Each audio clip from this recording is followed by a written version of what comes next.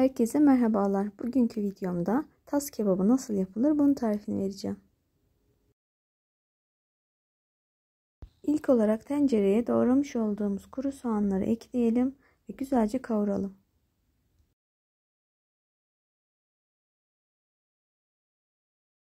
Ardından küp doğramış olduğumuz patates ve havuçları da üzerine ilave edelim ve karıştırarak kavurma işlemine devam edelim.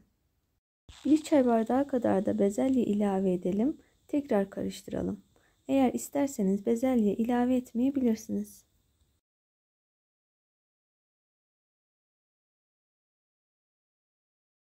Bir tatlı kaşığı salça, tuz ve baharatlarını da ilave edelim ve karıştıralım.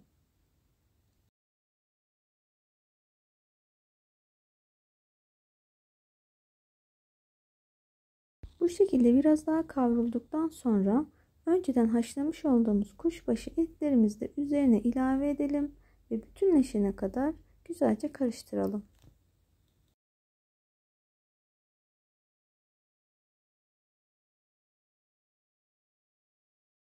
Ayırmış olduğumuz 1 su bardağı et suyunu üzerine ilave edelim.